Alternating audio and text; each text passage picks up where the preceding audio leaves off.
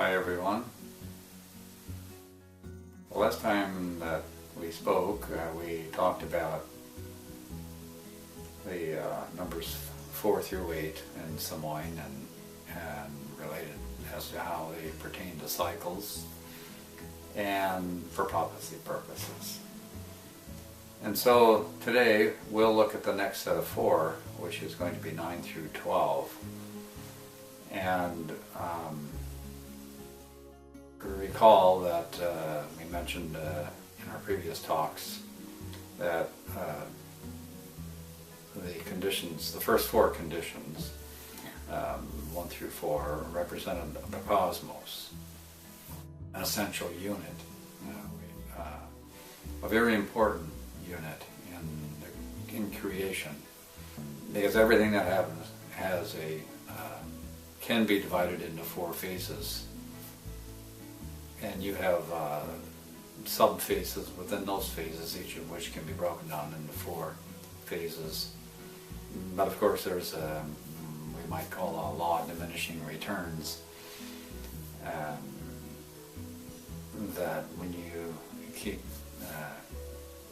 going down into detail like that, the effect of it becomes minimal, and so it becomes insignificant to the point of, where's the cutoff. We know from Oahspe about 400-year cycles, for example, and 100-year cycles is 1/4. There's 4 of those cycles in a 400-year cycle, and so they have some importance individually as 100-year cycles, but also as part of a 400-year cycle. And we'll probably talk about that in a later talk. For now, we recall that we talked about the first 4. The first condition altogether is the foundation, number 1. Now, when we're talking about sets of numbers, so we're talking about a set of 4. And this set of 4 itself, the first set of 4, represents like a foundation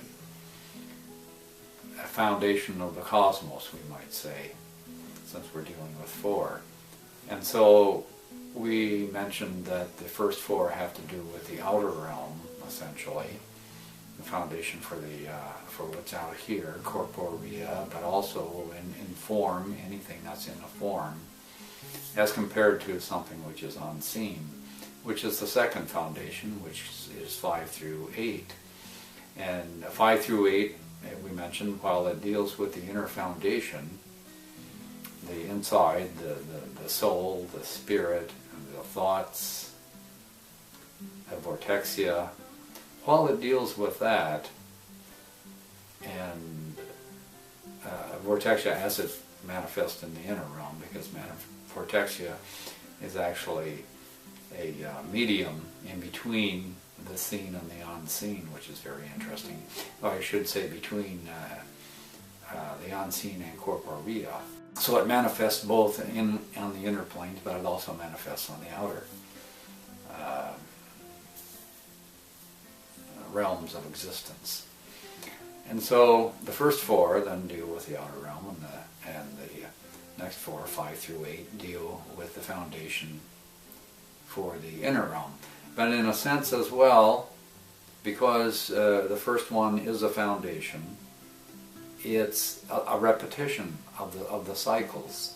So the first foundation, the first set of 4 is a foundation, and the second set of 4 relates to O, which is the second condition. In other words, the foundation, is to O, which is the objectivity and the abstraction, and the feminine compared to the masculine, and all that. So just as you have that, so you have the first set of 4 as being the foundation for cosmos, and the second set of 4 being like the abstraction of the cosmos, the inner portion of the cosmos, the receptive or the feminine aspect of the cosmos. But now, bear in mind though that as we mentioned before, that the outer never goes away. The outer manifestation is always there. It's just that it's not being the focus. It's not an ascendancy, so to speak.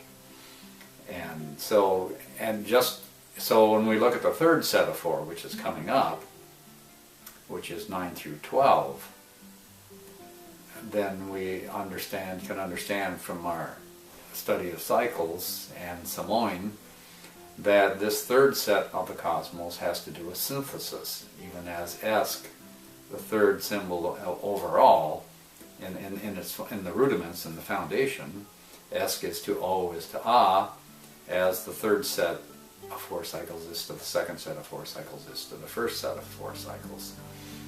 So that 9 through 12 deal with the cosmos, the synthesis of the inner and outer cosmos. Now we mentioned before that number 6, Hoi, which was the cross with the circle, that was represented the ideal, and it was the first instance of the inner and outer foundations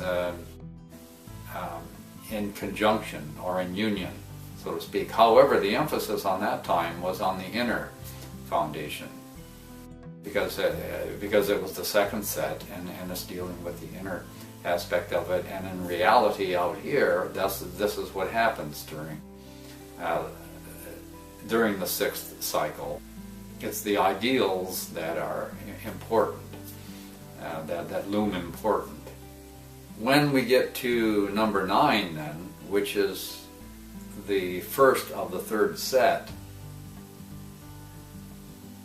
we'll notice that it has a circle, and it has the true cross within it, and it has the leaf of life. And so as we can understand that this then is the foundation, number 9 is the foundation for that third set, the foundation for the synthesis of the inner and the outer realms. And we learned about the leaf already in the last time we spoke somewhat about it. And the leaf represents the leaf of life, but it represents sustainment too. Sustainment in the case of number 8, which is where we first encountered it, the sustainment of unity, of harmony, the sustainment of integrity and orderliness and so forth. And what number 9 has then represents is we have the ideal and we have the leaf of life there. And essentially that means that number 9 is the sustaining of the ideal, the sustaining of the good, essentially. Because in one sense we can call this the good, and after the drift to the extreme, and then you get the collapse, which is number 7, which we spoke about, which followed number 6, and you have that collapse. We can think of that as evil, if we'd like to, because when Samoin was given to early man, as we mentioned in our earlier talks, they were given this reality, this explanation of the universe, which we know as Samoin, according to their understanding of what's out there, what they could experience, and also in relationship to mortals' reaction, the typical reaction to these sentiments, to these conditions, to these entities, soul forms. So man's relationship with number 7, which is the Drew, which is the drift, which is fullness, the ideal, well, the ideal, if it's not overdone, recall that 6 Ahoy meant the create and the uz, too much of a good thing creates poison. So, and since man is just starting off and basically for self rather than for Jehovah and darkness and so forth, that the drift that he undergoes then, he receives a fullness of evil, so to speak, or of self, and so that hastens the collapse and everything. And so 7 drew, and the explanation or the interpretation for mortals was of that aspect, of this evil aspect, so to speak. When we get to number 10, that's when we will get to the sustainment of the good, but then you also have the evil corners, so to speak. And these were called the evil corners, there, and there. And these were the good sides, the good corners. Recall that number 10 then would to number 9. Number 10 would be the abstraction of number 9. It would be an ode to the Ah. So it would be, number 10 would be the ode to the Ah of number 9. And in other words, it would be an opposite. And so that's why on number 10 looks like that, which is complete. Then you have the good and the bad together. And we're talking about synthesis now, because remember, this whole 9 through 12 has to do with synthesis. It has to do with synthesis of the cosmos, inner and outer. Now, when we went back to number 6, and we talked about that first synthesis of the inner realm and the outer realm, that the inner realm was paramount at that time. But when you get to number 9, what's paramount at that time is the synthesis of both the outer and the inner realm. So they're both of equal paramount importance. So, and that's what's being sustained. And so, and this is called Eloi in the chart of Samoin. And Eloi is the name for the Creator. Now the Creator has many hats. Just like you will be a child to some parents, so you'll have a role as being a child, and at some point your role might be a parent to children, and yet you'll still be a child to some parents. And in the same way that the Creator also has different hats, different functions, different offices, so to speak, different ways of relating to people, or that the way that people perceive the Creator.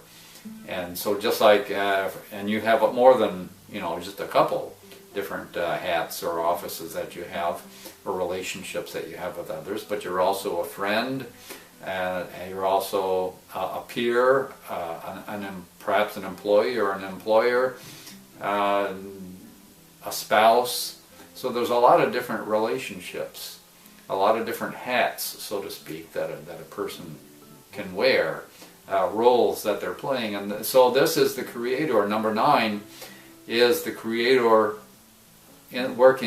laboring in the capacity of sustaining of the good, which is what the 9th condition is about. When we move on to look at number 10 then, because number 9 has set the foundation for the synthesis. And if we're one with Jehovah, if we're one with Eloi, which is another name for the Creator, an earlier name for the Creator, but also the name of the Creator that indicates his function, indicates which hat he's wearing. And that's one of the purposes of the different names of the Creator, and this can be found in Oahspe and for example, the Imatachava in the 3rd degree, where we learn about the different names of the Creator in the good directions, in the different directions. Eloi, number 9, which is the sustaining of the good, and is the foundation for the synthesis of the outer and the inner realm.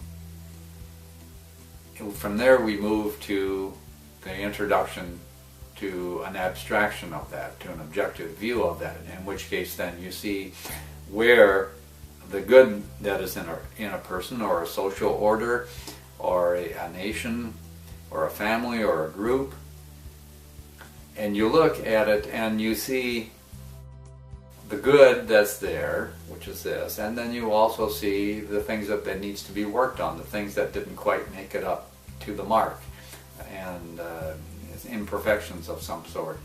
And this is good because this allows then for those who are laboring to help provide for the resurrection of others, it helps them to know what to provide, how to provide, and so forth. The name or the meaning for number 10, one of the meanings is completeness, complete. It's complete. You have essentially the completed foundation now in one, and it's interesting as well that the numeral system that we use nowadays has moved closer toward Jehovah, shall we say, toward Jehovah's reality, toward the reality of his creation. So that when we look at one as the going forth, the foundation, well, what precedes number one? Well, we're not shown anything that precedes number one in Samoan, but we know what precedes number one from our abstract study of numbers, and it's zero. It's the naught, the nothing. But it's more than that, it's the everything as well. And essentially what zero represents is the soul. The soul, and from the soul comes the foundation. And so you have zero representing soul. But in soul is the feminine compared to the masculine, the going forth. The soul, the inner realm compared to the outer realm. And so what you have with number 10, 1, 0, is that you have the soul that comes out of the foundation. This is what is represented by number 10. The soul, which is the 0 that comes out of, follows the foundation, which is number 1. And so cycles can also be looked at in that respect. Now I might say a word here about divination. In the old days, there were many ways of divination. One of the ways of divination is you could draw cards for divination, and that was called tarot cards and other names before that, but or the roll of dice and so-called games of chance. And really, these can be manipulated by spirits, so that a person might think that they're doing something, and actually they're doing it, and then really what they're doing is they're like in a deck of cards, and you pick out a card from the deck. You're being guided by spirit. Now, ideally, you're supposed to be guided by your own inner spirit and your inner sense of light and truth and everything, picking the right card to show your true condition. Well, that's the ideal, but in reality, who can be at their in perfect tune with Jehovah in the corporeal realm as well as the inner realm at the same time? It takes a lot of work through the faithless discipline. Zarathustra was the all pure, was pretty good. Now he might have been able to do it fairly accurately, but anybody else who does it, well, it's not quite so straightforward. Divination, this is what ruined Greece and other countries back in the ancient days, because they listened to the spirits. Divination was one form of listening to the spirits, of trying to figure out what's going on through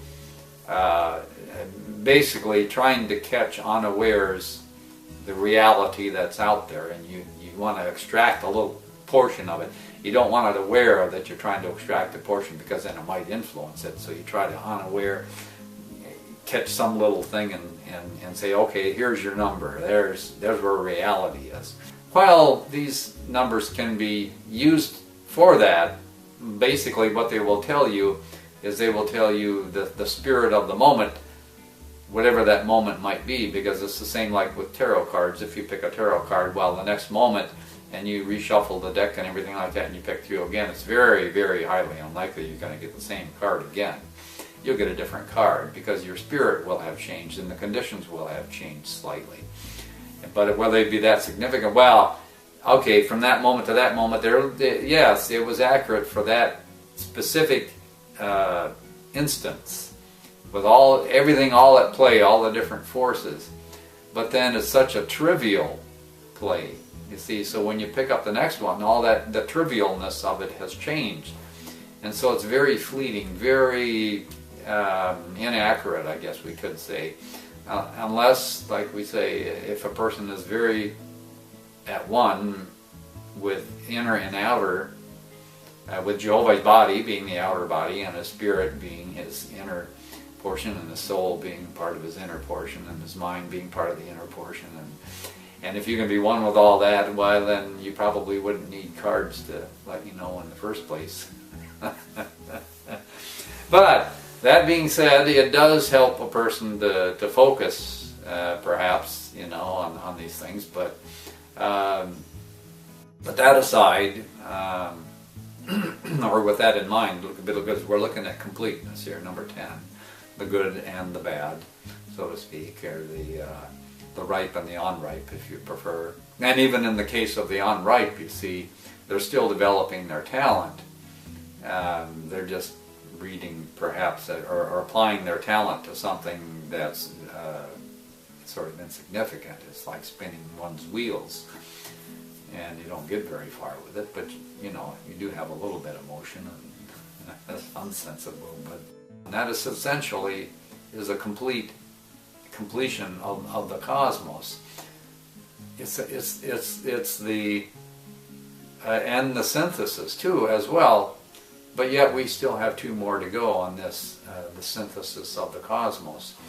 And there's actually what follows number 10, which is a completeness, is 11, which is the druk, and it's shown as the circle with the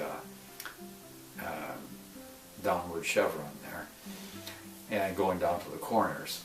Now the ancients understood this as being like earth evils and poison, and not very good at all. It's like being down in the muck and in the mire, and not being able to climb up out of it or get out of it somehow. Well, that's the lower interpretation. That's an interpretation that man, corporeal man, especially in his early years, could look out and perceive and go, oh yeah, I understand that. So, but there is a higher interpretation, understanding of what 11 is. And what 11 is, basically, is recall what we said with regard to 1 and the 0. And so if we look at 11, because 10 is completeness, and so this is why the decimal system is such a great system. And the base 10 counting numbers. It's because now it's 1, 1. You have a foundation coming out of a foundation, yes, and that would be a meaning of number 11. And in reality, what it represents is a reflection of the foundation. Since we're working in the set of 4, the third set of 4 has to do with the synthesis of the cosmos. And the third unit of that would be 9, 10, 11 is 11. So it's the synthesis of the synthesis of the cosmos. But that gets a little bit confusing, and so that's why we like to have other terms and under other understandings, other words for the meanings of the symbols of the cycles. And so the first cycle has to do with love as well as foundation, as we mentioned. The second one has to do with wisdom, and the third one has to do with power. The synthesis and has to do with power as well. So when we look at number 11, it being the third symbol of the synthesis of the cosmos, being 9, 10, 11, 12. 9, 10, 11, that's one. That's foundation and the abstraction, and then the synthesis. Or we could also say it's the power of synthesis, or the synthesis of power, number 11, with regard to the cosmos. One of the reasons why 11 is such a difficult term, or time, when you're looking at cycle spans of time, and you get to the 11th cycle, because it is a reflection of, or a representation of, the first 10 of the complete foundation. It's a reflection of all that. And so it's very difficult to get a perfect replica of the foundation.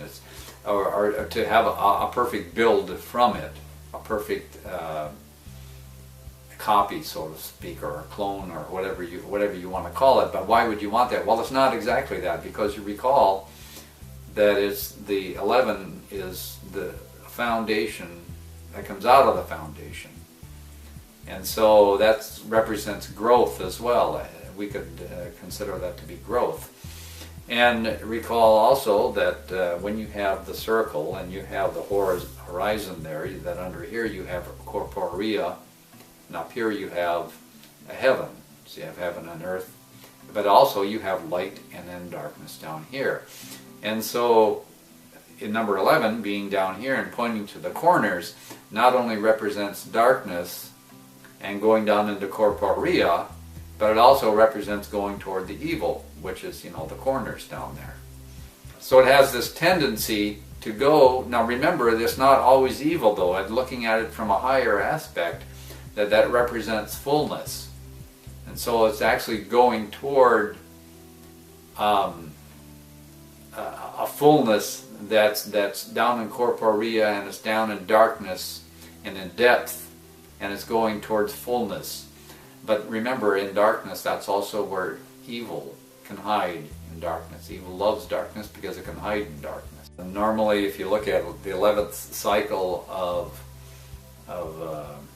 events, if you have a cycle of like a social order, when it gets to the 11th cycle, there's a lot of stress and there's a lot of difficulty involved. That would have been the second difficulty. The first difficulty would have come back in number 7.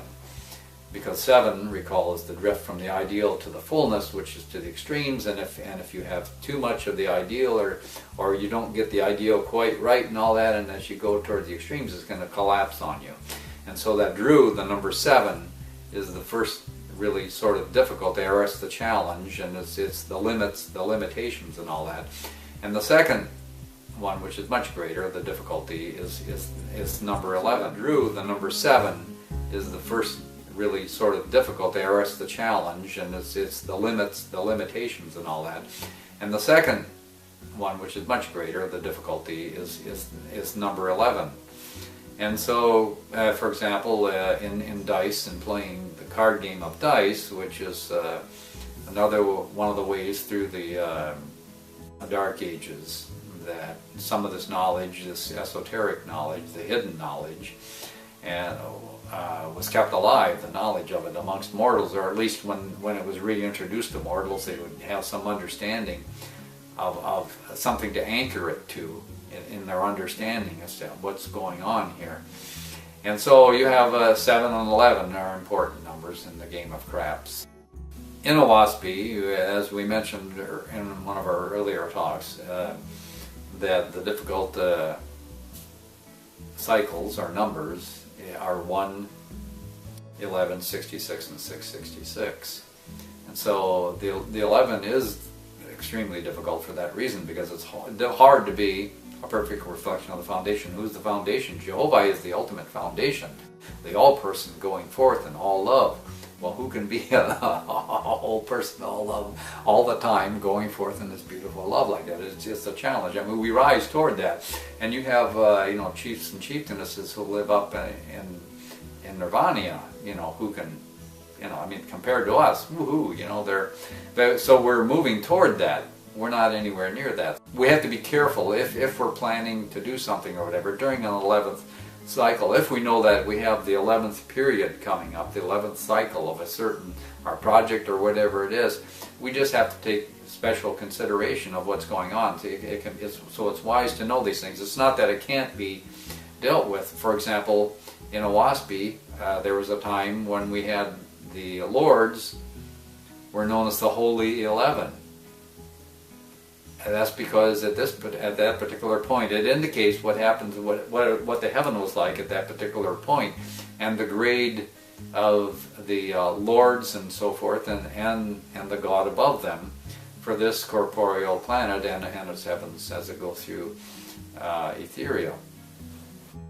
It's roadway. The development meant that the Holy 11, they were a reflection of goodness. They were a reflection of the foundation, who is Jehovah. had advanced sufficiently so that they could represent that foundation. They were that reflection of it.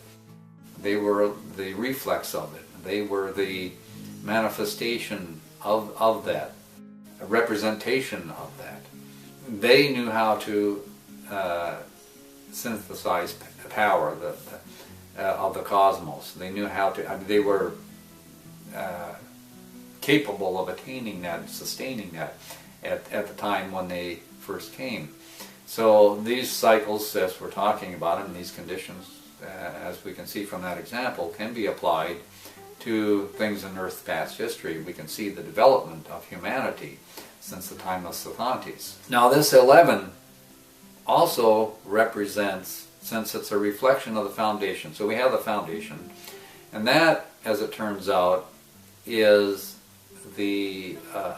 an important point of understanding in relationship to this life that we're living, to this cosmos, to this universe, to this reality that we're in.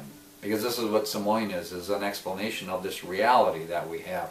Inner, outer, all reality. It's an explanation of the entire universe, everything, right there in Samoin. And when they determined this, they decided what to give to man as an explanation, his first explanation, comprehensive explanation of the universe. It had to be simple so he could understand it, and it had to represent reality fairly accurately, because this had to touch in at the soul of the people that they were dealing with. Even to our time, it still touches to the soul. And so this 11 is very important in being the reflection of the foundation. And in Samoin, you have 11 rows. So we're dealing with not only 11 this way, but we're dealing with 11 this way. And so, and that's what Samoin is, 11 by 11, the explanation of the universe. And this is tied into our reality here also, inasmuch as we have, well, according to Thothma, it's called the Tuf, which is 363 years. 33 is the number of man, according to Oahspe.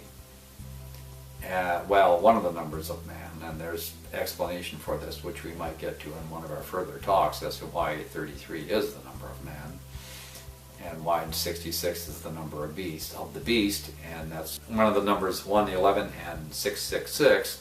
That number 66 is one of those four, and they're connected with the corners, which can be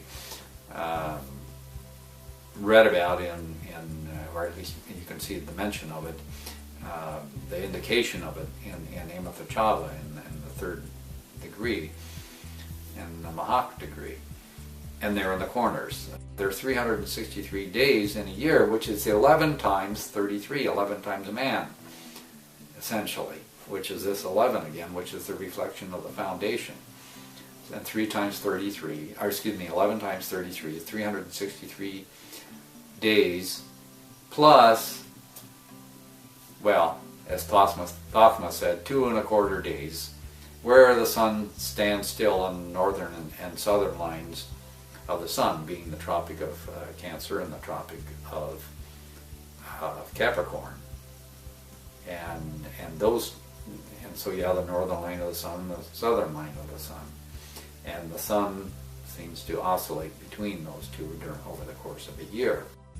When you chart this on the horizon, when the sun comes up, and in the winter time, in the east, it'll come up over there, and then at the equinox time, it's right in the center, and at the solstice time over here,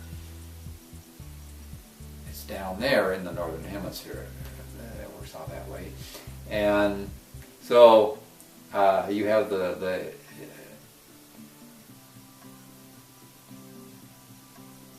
solstices on the ends and the equinox in the center, and at the solstices, when the sun, if you mark it on the horizon, it seems to stand still and then comes back this way. It goes down and it seems to stand still for a day and a little bit and comes back this way. So Thothma said, and that's where we get our 365 1/4 days.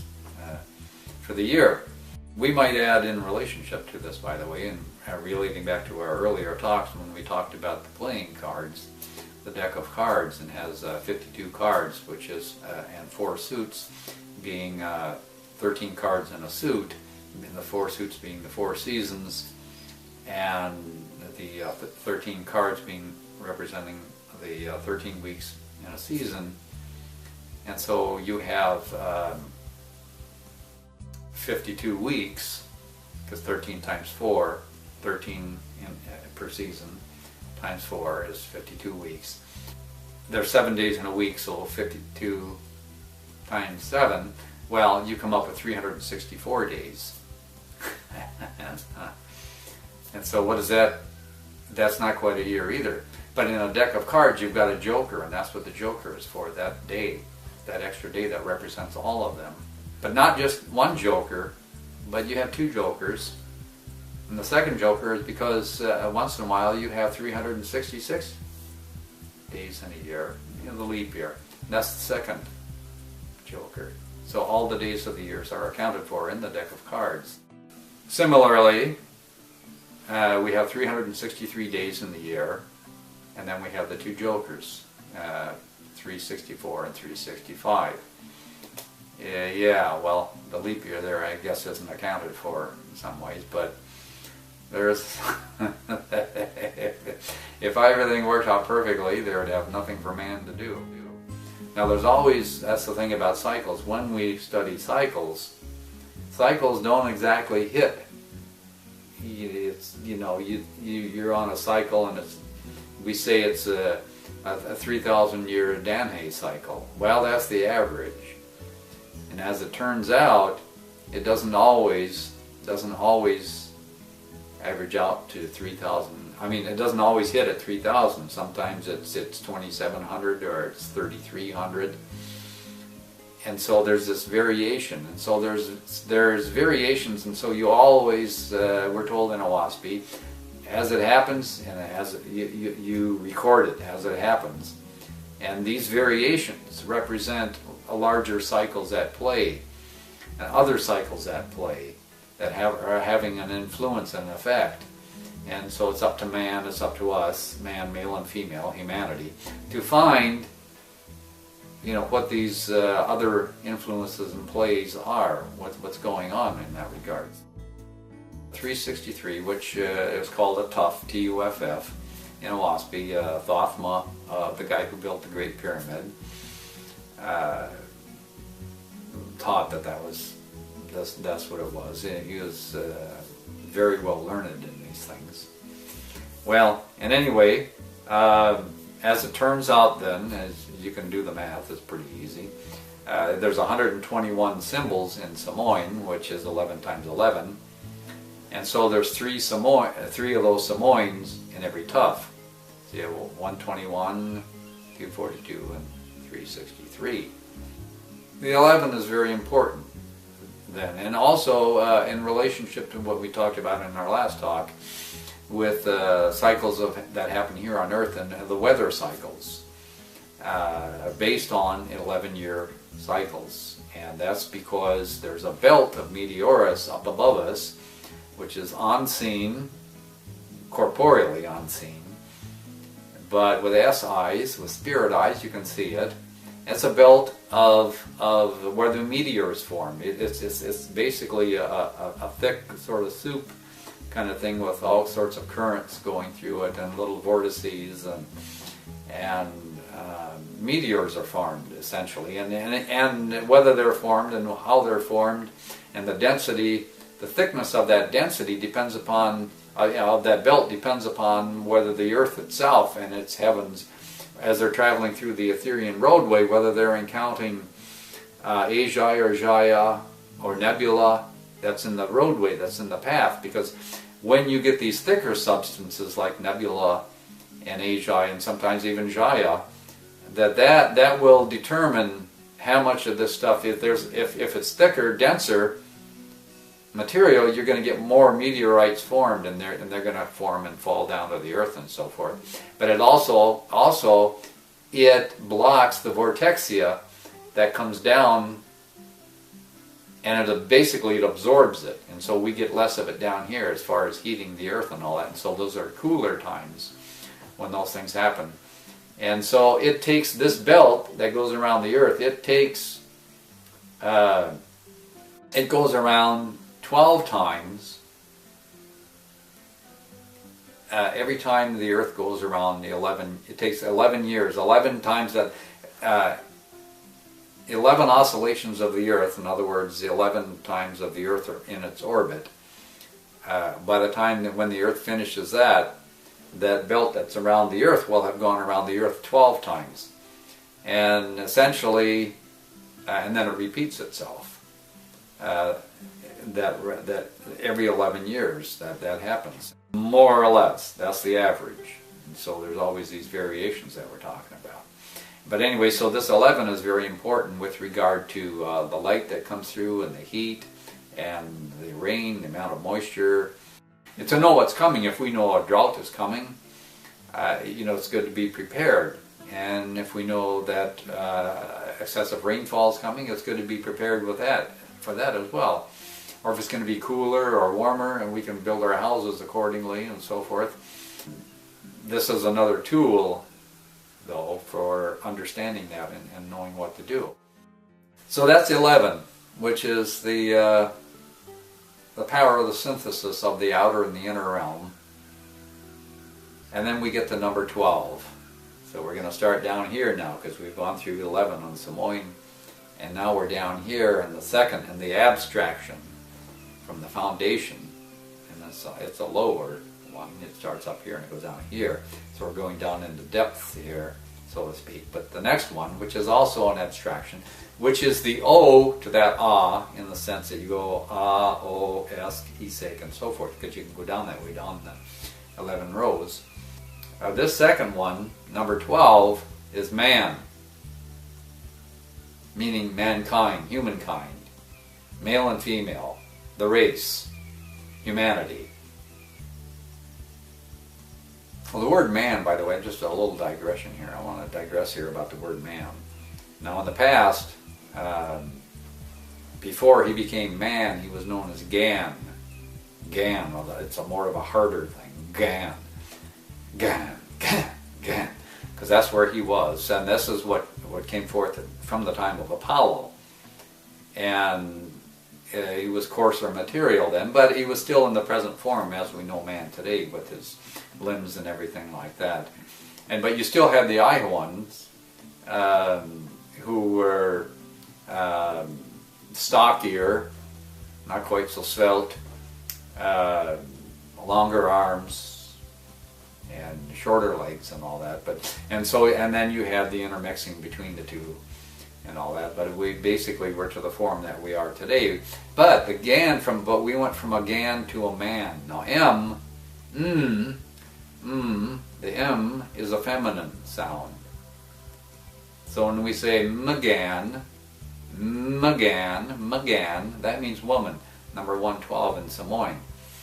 It's the sort of the acknowledgement of the S, of the growing S, because S is feminine, within man, male and female. The M, so from going from the hard G to the soft M, represents the growth of man in his spirit. This is prophesied in Oahspe too. This is one of the things for this Cosman era, and this first cycle especially is for the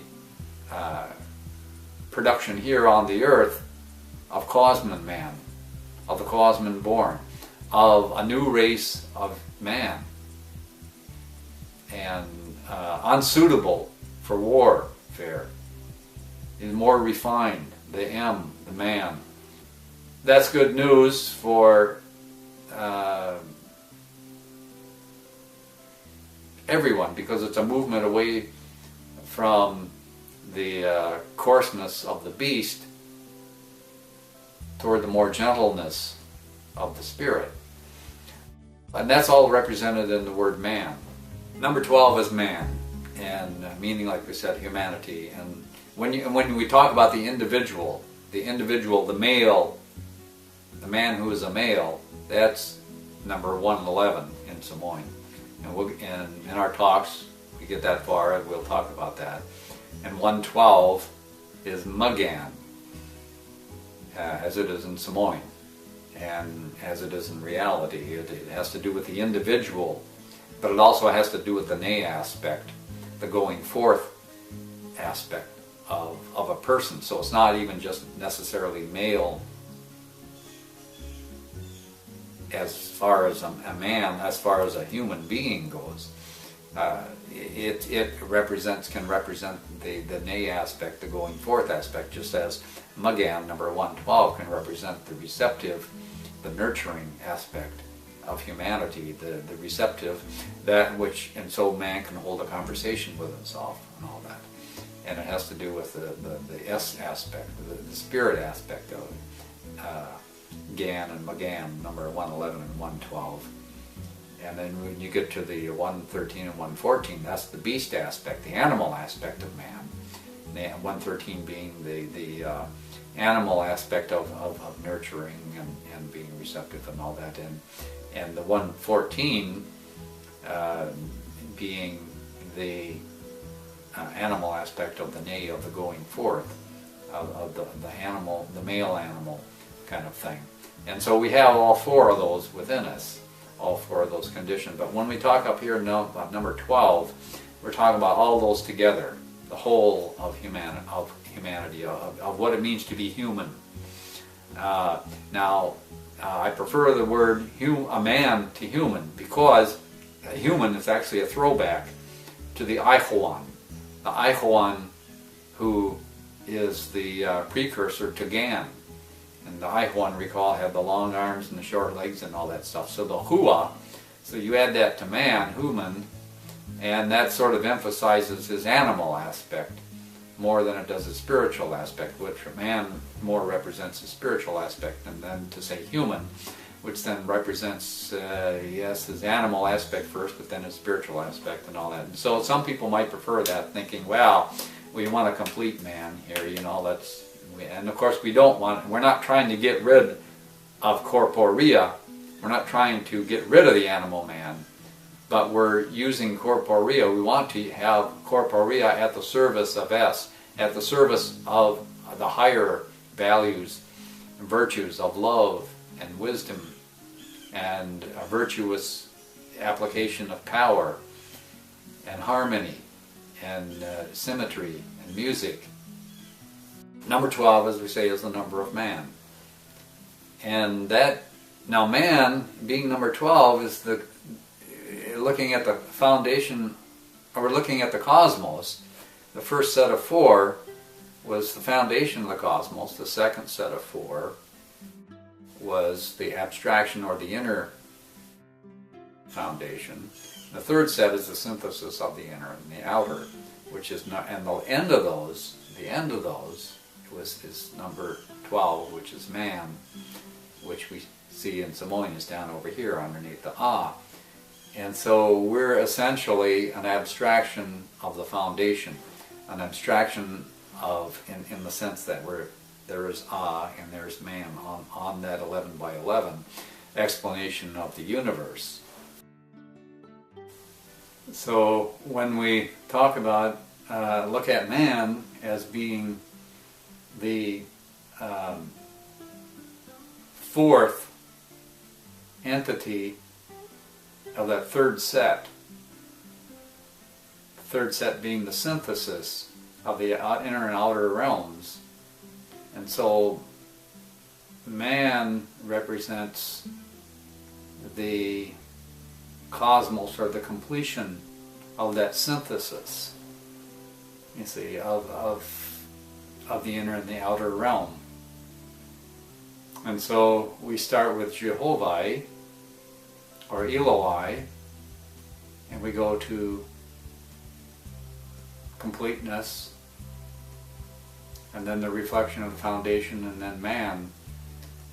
That's the part of the process for the third set of 4, the third set of the synthesis of the cosmos, which then man represents a synthesis of the inner and outer realms of the cosmos. As number 4, the cosmos is to the foundation, okay, as man is to Eloi. Yes, but we're not Eloi, mind you. The Eloi is always beyond us and all that. And yet we integrate his works. We integrate everything. We harmonize all that he is with his creation. And he came first. On that note, we will stop for today.